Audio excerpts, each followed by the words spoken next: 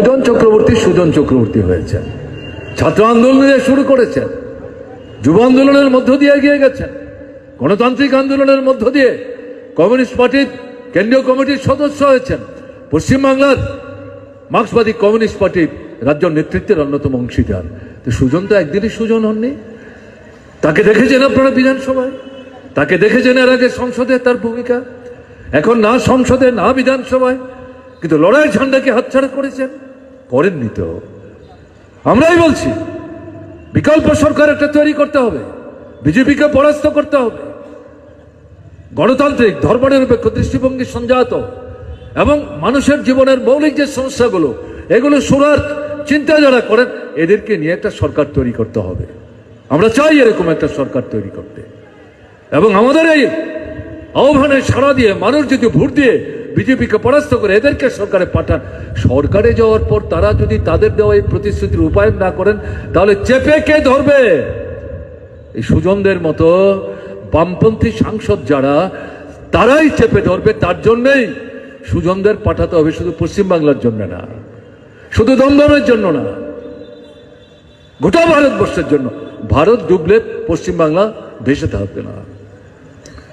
পশ্চিমবাংলা যদি ডুবে যায় এই দমদমকে আপনি ভাসিয়ে রাখতে পারবেন না। দেশ একটা গভীর সংকটের মধ্যে দিয়ে চলছে, এটার স্রষ্টা আরএসএস নিয়ন্ত্রিত বিজেপি। তাই এই কথা আমি আপনাদের সামনে উপস্থিত করার চেষ্টা করলাম। দ্বিতীয় গুরুত্বপূর্ণ সমস্যা বেকার সমস্যা। 140 কোটির উপর মানুষ আমাদের দেশে, চীনকে আমরা ছাড়িয়ে গেছি, বুক বাজিয়ে আমরা বলছি সঠিক কথা। 18 থেকে 35 বছর বয়স, যেটাকে আমরা বলি যৌবন, ভরা যৌবন, এই 140 কোটি মানুষ, তার মধ্যে শতকরা 66% 18 থেকে 35 বছর বয়সী। পৃথিবীর কোন রাষ্ট্রে, এমনকি চীন দেশও নাই। এবং এই যে 66%, তাদেরকে যদি আমরা 100 ধরি, তাদের মধ্যে যারা মাধ্যমিক থেকে শুরু করে বিশ্ববিদ্যালয়ের উচ্চশিক্ষা পর্যন্ত স্পর্শ করেছেন, এর বাইরে ডাক্তার আছেন, ইঞ্জিনিয়ার আছেন, নানা অন্যান্য বিশেষ গুরুত্বপূর্ণ বিষয় নিয়ে পড়াশোনা করে অপেক্ষা করছেন কাজের জন্য। আপনারা কি জানেন?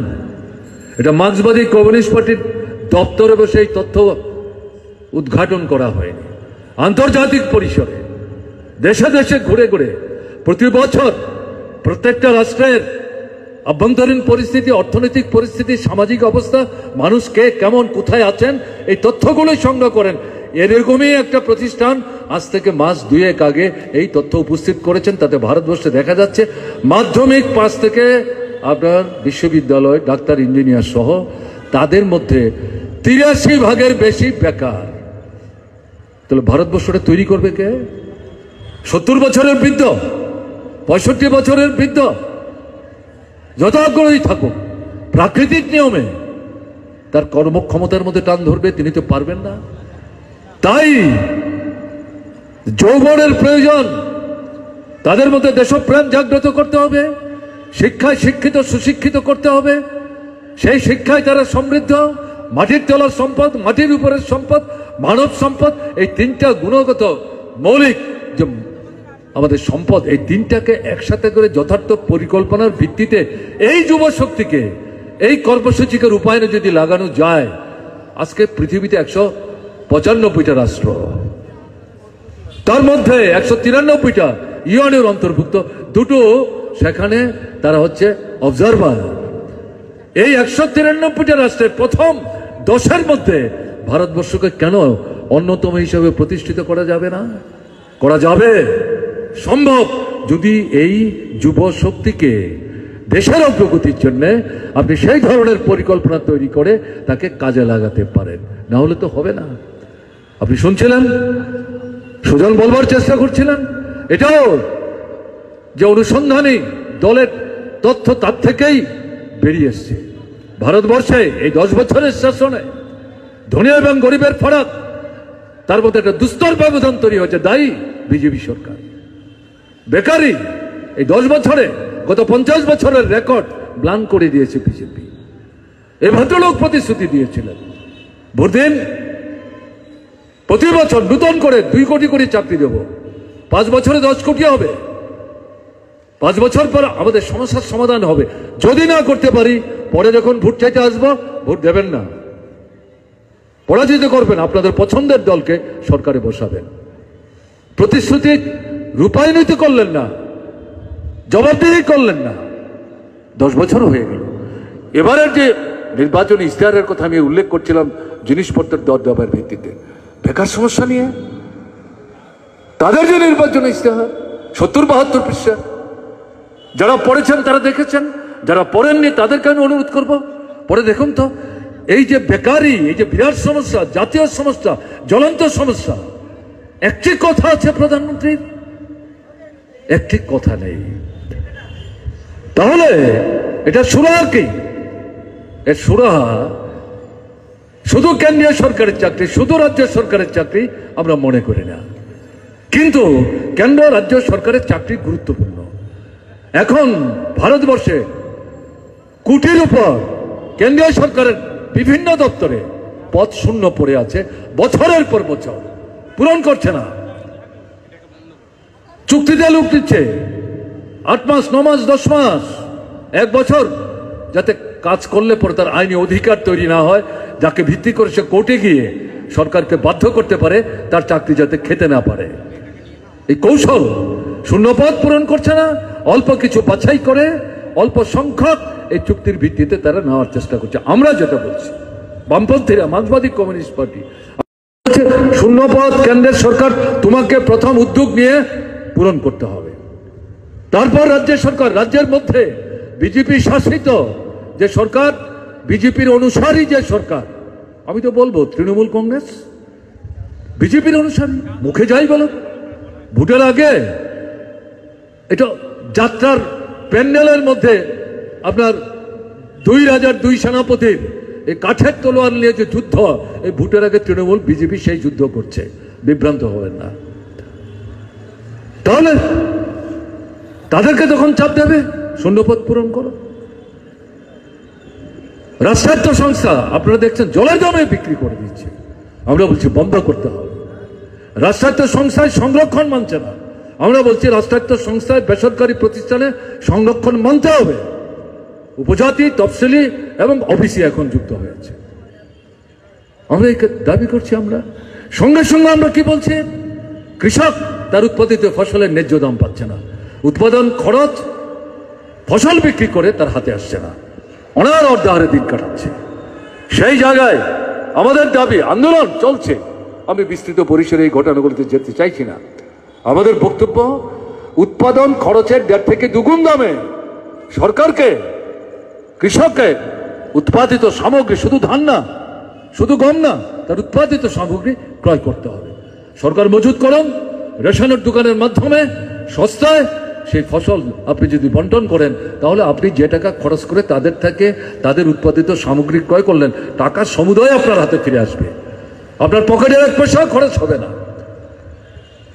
এ যদি করা যায়, তাহলে কেন্দ্রের সরকার, রাজ্যের সরকার, রাষ্ট্রায়ত্ত সংস্থা এবং সঙ্গে সঙ্গে যে বেসরকারি পুঁজি যে সমস্ত প্রতিষ্ঠানগুলি চালায়, আমাদের এই যে বিরাট সংখ্যক কৃষক, দেশের 72% মানুষ গ্রামে বাস করেন, তাদের 80 থেকে 85% প্রত্যক্ষ পরোক্ষভাবে কৃষির উপর নির্ভরশীল, ফসল বিক্রি করে পয়সা পান না। তাদের হাতে যদি পয়সা যায়, যারা অভুক্ত থাকেন, অর্ধভুক্ত থাকেন, অনাহারে সন্তান মৃত্যুবরণ করছেন, সন্তান বিক্রি করছেন, এই ঘটনা পত্রিকায় চেপে যাওয়ার চেষ্টা করছে। এই পরিস্থিতিতে এই লোকদের হাতে যদি পয়সা যায়, তারা ব্যাংকে গিয়ে টাকা জমান সুদ খাবার জন্যে, না পেটের ক্ষুধা নিবৃত্ত করবার জন্য বাজারে যাবে? চাহিদা বাড়বে, চাহিদা বাড়লে পর যোগান বাড়াতে হবে, বন্ধ কারখানা খুলবে, যাদের কাজ গেল তারা কাজ ফিরে পাবে, নতুন করে কারখানা করতে হবে। আপনার ঘরের ছেলে মেয়ে, আপনি আতপেটা খেয়ে যাকে পাশ করিয়ে বসিয়ে রেখেছেন, চাকরি হচ্ছে না, বয়স চলে যাচ্ছে, তার সেখানে নিয়োগের সুযোগ হবে। দলমতের ঊর্ধ্বে বলছি, কাজে এই পদক্ষেপগুলি গ্রহণ করলে পর, কে বলেছে বেকার সমস্যাকে একটা নিয়ন্ত্রণের মধ্যে আনা যায় না? পুঁজিবাদ থাকবে, 100% বেকার সমস্যার সমাধান হবে, আমরা বলি না, কিন্তু পুঁজিবাদী ব্যবস্থা তো ইতিবাচক দৃষ্টিভঙ্গি নিয়ে গঠনমূলক পরিকল্পনা রচনা করে যদি অগ্রসর হওয়া যায়, তাকে একটা নিয়ন্ত্রণের মধ্যে আনা যায়। সমাজতন্ত্র, তার তো কোনো বিকল্প নাই এই সমস্যার সমাধান। আমি সেখানে যাচ্ছি না। আমরা তো এই নির্বাচনে সমাজতন্ত্রের জয়গান গাইবার জন্য আসছি না। আমরা বর্তমান পরিস্থিতিতে দাঁড়িয়ে প্রতিদিন যে আমরা দগ্ধ হচ্ছি, সে বিষয়গুলো আপনাদের সামনে তুলে ধরবার আমরা চেষ্টা করছি। তাহলে এই যে পরিস্থিতি, শিক্ষা নিয়ে বলবার চেষ্টা করেছে। শিক্ষা জন্মগত অধিকার, ছোটবেলা থেকে আমরা শুনে এসেছি।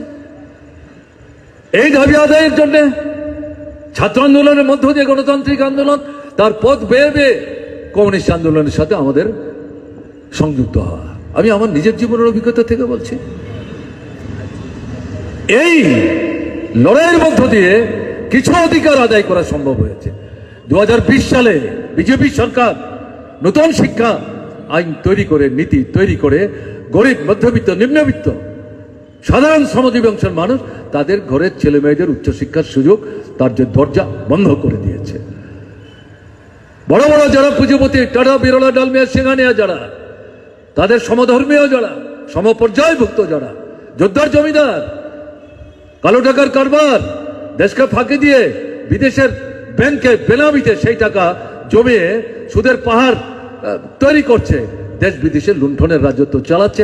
আমাদের দেশের সরকার তাদেরই সাহায্য করছে, বিজেপি সরকার। সেই জায়গায় আমরা বলছি এই নীতি আমরা মানি না। লড়াই চলছে। নতুন সরকার তৈরি করতে পারলে পর, যদি আমাদের পছন্দ সরকার সেখানে তৈরি হয়, তাহলে এই যে 2020-এর শিক্ষানীতি, সর্বনাশা নীতি, এটাকে বাতিল করা হবে। এটাকে বাতিল করা হবে। কোন দুদুল্যমানতা দেখালে পর ওই সুজনদের যদি আপনারা নির্বাচিত করে পাঠাতে পারেন, তারাই সেখানে সবার আগে মুখর হবে প্রতিশ্রুতি রূপায়ণ করুন। স্বাস্থ্য আর একটা জন্মগত অধিকার। হাসপাতালে ডাক্তার আছে প্রয়োজনীয়, নার্স আছে প্রয়োজনীয়, স্বাস্থ্যকর্মী আছে প্রয়োজনীয়। আপনার পশ্চিমবাংলার অভিজ্ঞতা কি? বেসরকারি পুঁজির হাতে স্বাস্থ্য পরিষেবা তুলে দেওয়ার চেষ্টা করছে। বিনা পয়সায় 5টা-7টা ওষুধ দেওয়া হতো, বন্ধ হয়ে গেছে। ডাক্তার বাবু মনে করছেন এই রুগীটাকে হাসপাতালে ভর্তি রেখে 7 থেকে 10 দিন প্রত্যক্ষভাবে সেটা পরখ করার মধ্য দিয়ে তার সেখানে সুস্থ করার চেষ্টা করতে হবে, কিন্তু ভর্তি করাতে চাইছেন না। খাওয়াতে হবে, পয়সা নাই, বাজেটে টাকা বরাদ্দ হয়নি। কোথায় আছি আমরা? বাজারে আপনি 6 মাস আগে যে ওষুধটা 20 টাকা দিয়ে কিনেছেন, এখন কিনতে গেলে দেখবেন 50 টাকা। ডাক্তারবাবুরাই বলে দিচ্ছেন নতুন প্রেসক্রিপশন লেখার সময়, সাবধান, দেখে শুনে কিন্তু ওষুধ কিনবেন, 2 নম্বর ওষুধ কিনবেন না। আমার ওষুধ যতই সঠিক হোক, 2 নম্বর ওষুধ কিনলে কিন্তু আপনি সুস্থ হবেন না। ভারতবর্ষের রাজনৈতিক রাজধানী দিল্লি, দিল্লির ডাক্তারবাবুরা বলছেন, এইমসের ডাক্তারবাবুরা বলছেন, আমি আমার নিজের জীবনের প্রত্যক্ষ অভিজ্ঞতা নিয়ে এই কথা বলছি। এই যে ইলেকশন বন্ড, যে কথা সুজন বলবার চেষ্টা করছিলেন, আন্তর্জাতিক ক্ষেত্রে সমস্ত দুর্নীতিকে ছাপিয়ে গেছে বিজেপির নেতৃত্বে এই সরকার ইলেকশন বন্ডের মাধ্যমে। এই ইলেকশন বন্ডে যে হাজার হাজার কোটি টাকা যুক্ত হয়েছে, তার মধ্যে একটা বড় অংশ এই ঔষধের ব্যবসা যারা করেন, ছোটখাটো ওষুধের ব্যবসায় না, উৎপাদক যারা, কারখানা যারা চালান, দেশ বিদেশের বাজার যারা নিয়ন্ত্রণ করেন ঔষধের, এরা 2 নম্বর 3 নম্বর ওষুধ তৈরি করে। এরা এই ইলেকশন বন্ড কিনে বিজেপির তহবিল স্ফীত করার চেষ্টা করেছে। এই ইলেকশন বন্ডের 500 পৃষ্ঠার তথ্যাদি যখন বেরিয়েছে, তাতে দেখা গেছে যেই টাকা কেনাবেচা হয়েছে বন্ডের মাধ্যমে, 48 থেকে 52 ভাগ টাকা বিজেপির তহবিলে গেছে। এবং বন্ডের টাকার মধ্যে বড় অংশের টাকা এই ঔষধ ব্যবসায়ীদের, উৎপাদক, তাদেরকেও কেশাগ্র স্পর্শ করছে না। চলবে? মানুষটা দাঁড়িয়ে থাকছে 2টো পায়ের উপর। একটা পা হচ্ছে শিক্ষা, আরেকটা পা হচ্ছে আপনার স্বাস্থ্য। এই দুটোই যদি পঙ্গু হয়ে যায়, মানুষটা দাঁড়াবে কি করে? তাহলে আমাদের দেশটাকে পঙ্গু করে দেওয়ার চেষ্টা করছে বিজেপি সরকার। এর বিরুদ্ধে তো রুখে দাঁড়াতে হবে। আমরাই বলছি, বামপন্থীরা বলছে, মার্ক্সবাদী কমিউনিস্ট পার্টি বলছে, এই স্বাস্থ্যনীতি পরিবর্তন করতে হবে। রাষ্ট্রকে সুস্থ জীবন যাত্রা নির্বাহ করার জন্য স্বাস্থ্যের প্রশ্নে সামগ্রিক খরচের বড় অংশ তার দায়িত্ব সরকারকে নিতে হবে, কেন্দ্র রাজ্য মিলে। তাহলে এই যে বিষয়গুলো, এটা তো দলের প্রশ্ন না। আমি যে বিষয়গুলো এখন উল্লেখ করলাম, দূর থেকে যদি কোনো বিজেপির সমর্থক বন্ধু আমার কথা শোনেন, আমি তাকে সবিনয় তার হৃদয়ের কাছে কি আমি জিজ্ঞেস করতে পারি, বলুন তো যে কথাগুলো এখানে বললাম, একটা তৈরি করা কথা, একটা কল্পিত কথা, একটা অসত্য কথা, এটা তথ্যকে বাদ দিয়ে কথা বলা হচ্ছে। কাজে সেই জায়গায় দাঁড়িয়ে আমরা বলছি যে এদেরকে বিজেপি সরকারে থাকবে আবার 5 বছরের জন্য, আর এই মৌলিক সমস্যাগুলো থেকে বিজেপির সাধারণ সমর্থক সহ অন্য দল যারা করেন, কোনো দল যারা না করেন, তারা বেঁচে পড়তে থাকবে মানুষের সম্মান মর্যাদা নিয়ে, সিট দ্বারা উঁচু করে অসম্ভব। তাই আওয়াজ উঠেছে, এদেরকে পরাস্ত করতে হবে, বিকল্প সরকার তৈরি করতে হবে। এই যে সমস্যাগুলির কথা বললাম, এগুলো নিয়ে লড়াই হচ্ছে। কৃষক তার মতো করে লড়াই করছে, ক্ষেত মজুর তার মতো করে লড়াই করছে, শ্রমিকরা তাদের মতো করে লড়াই করছে, আবার কৃষক শ্রমিক একসাথে লড়াই করছে, ছাত্ররা স্কুলে কলেজে বিশ্ববিদ্যালয়ে লড়াই করছেন, বেকাররা রাজ্যে রাজ্যে লড়াই করছেন, শিক্ষক কেরানি কর্মচারীরা লড়াই করছেন। এই লড়াইকে বিভক্ত করবার জন্য ধর্মের আশ্রয় নিয়ে ব্রিটিশ সাম্রাজ্য আমাদের আদলে স্বাধীনতার সংগ্রামকে ঠেকিয়ে রাখবার জন্য যে বিষব বৃক্ষ রোপণ করে দেশটাকে শেষ পর্যন্ত ভাগ করে দিয়ে গেছেন এই বিজেপি, আরএসএস নিয়ন্ত্রিত, যারা স্বাধীনতার সংগ্রামের পিঠে ছড়ি মেরেছে, ব্রিটিশ সাম্রাজ্য আমাদের পায়ে তেল মেখেছে, বিশ্বাসঘাতকতা করেছে, এরা এখানে ধর্মের নামে, সম্প্রদায়ের নামে, বর্ণের নামে ঐক্যবদ্ধ আন্দোলনকে ভেতর থেকে বাইরে থেকে বিভক্ত করার চেষ্টা করছে, ব্যর্থ হচ্ছে। একে মোকাবেলা করে পেটের তাগিদে মানুষ এগিয়ে যাওয়ার চেষ্টা করছে, ঐক্য বাড়ছে। এই পরিস্থিতিতে গণতন্ত্রের উপর আক্রমণ সংগঠিত করেছে। গণতান্ত্রিক অধিকার আমাদের সংবিধানের মধ্যে মূল যে কথাগুলো, তার মধ্যে গণতন্ত্র, ধর্মনিরপেক্ষতা এবং গণতন্ত্রের মধ্যে অন্যতম গুরুত্বপূর্ণ বৈশিষ্ট্যপূর্ণ কথা হচ্ছে সংসদীয় গণতান্ত্রিক ব্যবস্থা। 5 বছর পর পর ভোট হবে। এই ভোটটা কে নিয়ন্ত্রণ করবে? Election commission.